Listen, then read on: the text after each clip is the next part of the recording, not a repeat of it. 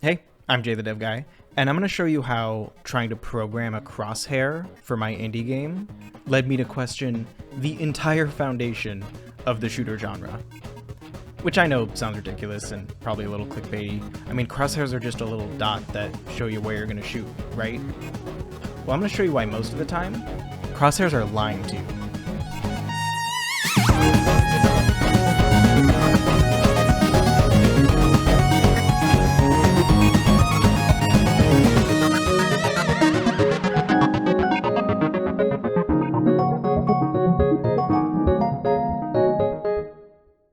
It didn't used to be this way, though. In the earliest shooters, crosshairs weren't even common, and they didn't need to be.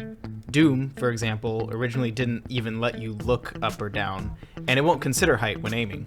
So as long as the gun was pointing towards something, you'd shoot it. And since your gun was placed in that iconic center of your screen, aiming was simple. If your gun is in line with your target, with nothing in between it, you hit your target.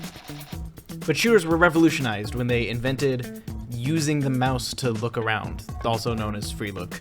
And as free look became standard, having a little reticle to inform you of where you were aiming, it became the norm shortly thereafter. I know I'm doing the YouTube video essay thing of over-explaining the history of what I'm talking about, and I'm sorry, Internet Shaquille, but the concept of the crosshair at this point couldn't be more straightforward, right? It just shows you where your cute little centered weapons were gonna shoot. And I'm really just trying to emphasize that in the beginning of the genre, this simple truth was, well, like, true. This simple truth got more complicated when view models were moved from the center of the screen to the sides. Offsetting the weapon had some big upsides, like it feels more like the weapon is being carried by the player character's hands. It gets these big, clunky view models out of the way of the thing you're trying to see and aim at.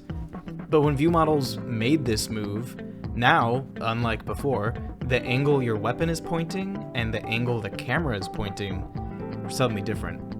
Now, this doesn't matter most of the time. They're different angles, sure, but they're pointed at the same spot, so the weapon should hit where your crosshair is. And of course it does. Most of the time. There are a few seriously fantastic videos about this. I'll link them in the description, but here we can see how, despite where my crosshair is pointing, the shot is actually blocked. And that's because, even though the crosshair and gun are pointing at the same place, the camera has line of sight, but the gun doesn't. And this is a pretty big problem since, I don't know, the crosshair is the thing you rely on to aim at things, and aiming at things is the entire foundation of the genre, right? Like, am I going crazy here? I felt like I was going crazy when I was programming this for my indie game. But first, I'm very excited to talk about this channel's first ever sponsor, FlexiSpot. Between game development, DIY projects, and these YouTube videos, I spent a lot of time sitting at my desk, which meant sitting on this stiff and uncomfortable office chair. So when FlexiSpot reached out to me to promote their C7 ergonomic office chair, I was super excited. I mean, look at me. Don't I look so happy? I knew FlexiSpot from their sit-stand desks, which the C7 chair goes great with. The standout here is the adaptive dynamic lumbar support, this extra cushion that automatically adjusts itself as you move around and keeps your lower back comfortable. Really, the entire chair is the most adjustable thing I've ever sat in. It's got an adjustable headrest, adjustable seat depth, adjustable reclining, adjustable height, and armrests that adjust in every direction you could possibly imagine. And I know after spending long hours on game development or YouTube, having a chair that'll let me sit upright, cross-legged, or even sleep in has been a huge upgrade from my old chair. The FlexiSpot C7 comfortably fits people from 5'4" to 6'2" and up to 300 pounds. It's got 30-day free returns, and a 10-year warranty is even available. FlexiSpot targets freelancers, finance professionals, IT specialists, but really, I can't think of a person who wouldn't benefit from an ergonomic chair in 2024. FlexiSpot has a variety of different products on the website, including other chairs, such as the C5 series for just over $200. So seriously, we spend so much of our lives sitting at our desks on our chairs. Check out FlexiSpot's C7 ergonomic office chair using the link in the description. Use code C730 to get $30 off your C7, or code FSYTB50 to get $50 off any order over $500. Thanks again, FlexiSpot, for sponsoring this video. But after researching this, I soon found out that, well, games handle this in a couple different ways. The first solution is to have the actual aiming be done from the camera. Because if the line trace or hitbox just comes from the center of the camera, it'll be perfectly in line with wherever the crosshair is. This is a simple and popular solution, but it has drawbacks. Since you're aiming from the camera instead of the gun, anytime you see something, you can shoot something, regardless of where your weapon is in the world. This can lead to something called head glitching, and it's especially annoying in multiplayer games, since a head just barely peeking above cover can somehow shoot you with a gun that's nowhere in sight. Projectiles can also just kind of look weird if they come out of the center of your screen like this. So often games that use the camera for aiming will spawn fake cosmetic bullets that appear to come out of your gun, but since the actual projectile is invisibly coming from the camera, in those edge cases I showed earlier, the attacks just phase through things, and this is just so much messier than what I thought was possible for such a fundamental layer of an established genre. But many games don't fake their bullets and really do shoot from the gun. And to work around that problem I showed earlier, when your shot is blocked by something despite seemingly having clear line of sight, there are all sorts of interesting workarounds for that. Like Fortnite shows this little red X when wherever you're aiming is blocked by something else. Serious Sam just has a crosshair that updates its location based on where the gun is actually aiming.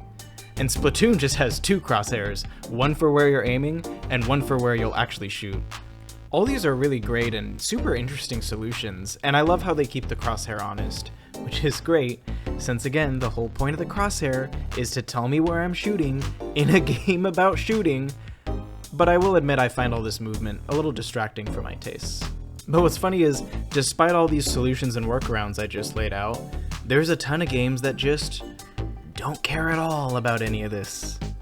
Make the bullets come from the gun, and just don't care about when the crosshair flat out lies to you. I mean, this is what Team Fortress 2, my beloved, does with its projectiles. This sort of admirable laziness is what I plan to do with my TF2 Engineer knockoff. And it really is a common solution to just, well, I guess not have a solution. And as the sucker who's got to program this game, I really do admire the simplicity. But that doesn't mean there wasn't a lot to learn, even in this sort of sidestepping of the problem. There are ways to make this non-solution a lot less frustrating, and it's something I don't see mentioned in those videos by better YouTubers talking about crosshair problems. And so before I dive into my solution, I hope I've made clear that the disconnect between crosshair and actual hit point happens because the difference in angle from the camera and the weapon. They're pointing in different angles, from different places, so they just have different lines of sight. And after tweaking and testing this myself for a while, what I learned is, these edge cases can be minimized by just making the barrel of the gun as close as possible to the crosshair. This sounds really obvious in hindsight, but it really did take me a while to realize just how important it is. And once I did realize the importance of minimizing that difference in angle and position from the camera and the weapon, it made a lot of seemingly unrelated design decisions in other games suddenly make sense to me. Like, let's look at how huge Fortnite's character model is on screen.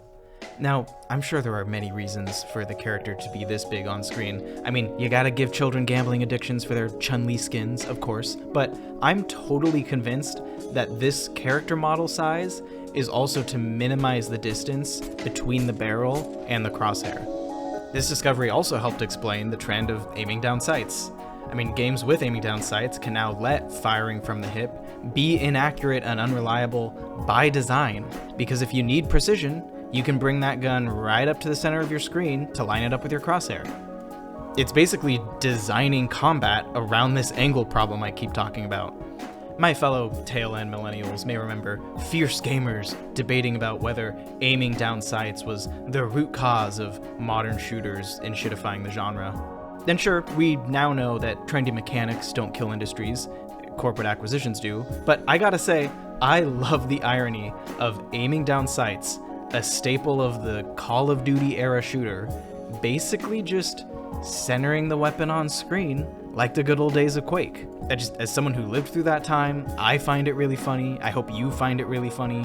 I really hope this guy finds it funny. And I don't know, this really is neat to me. And so again, the lesson here is to bring the player character's weapon as close to the crosshair as possible so those edge cases are minimized. Great, all done. But, as those who watched my last devlog know, a major mechanic of my game is stacking objects on your head. And when your stack gets too high, the camera quickly cuts it off. And so now I've got a new problem. How can I bring my player's gun closer to the crosshair without cutting off the stack of objects from the camera? Well, instead of raising the character to the crosshair, I can lower the crosshair to the character.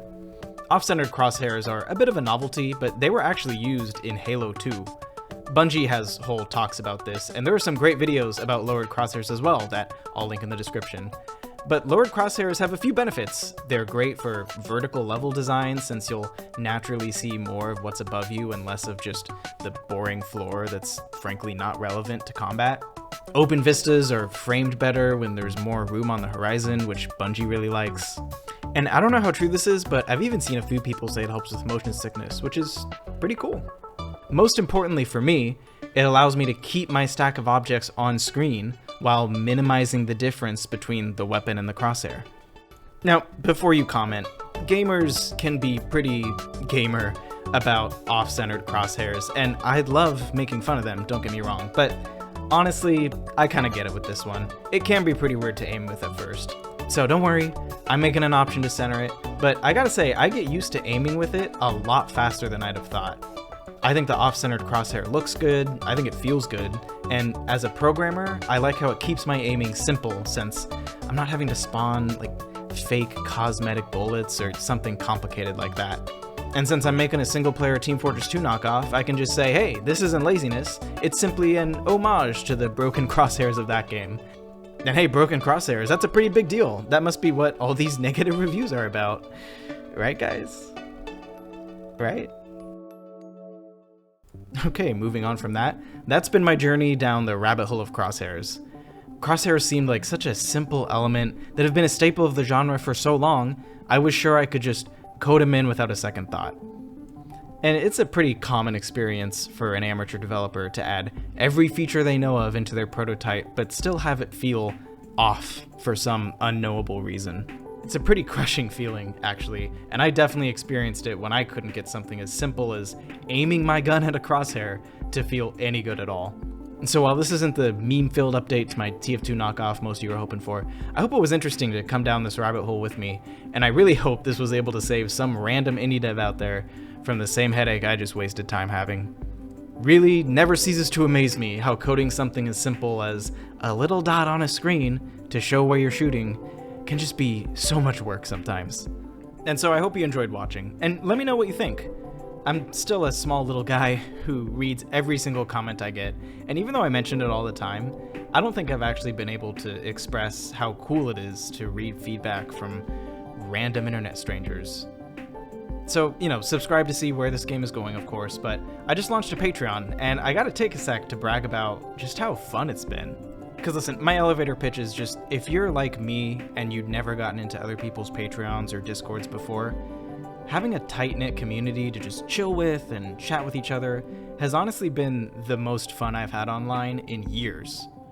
You could be like these people who get their name in the credits, or these people who get a little drawing of a little thing at the end of my videos. Listen, I'm trying very hard, actually, to make YouTube a legit thing for me as soon as I can. Which reminds me to remind you that FlexiSpot's discounts are here. You can use the code to get a discount, which you can find in the video description. It's the best time to get that C7 chair. So whether you leave a comment, subscribe to the Patreon, or just be a good little consumer and smash that like button, just thank you so much for watching. See you next time.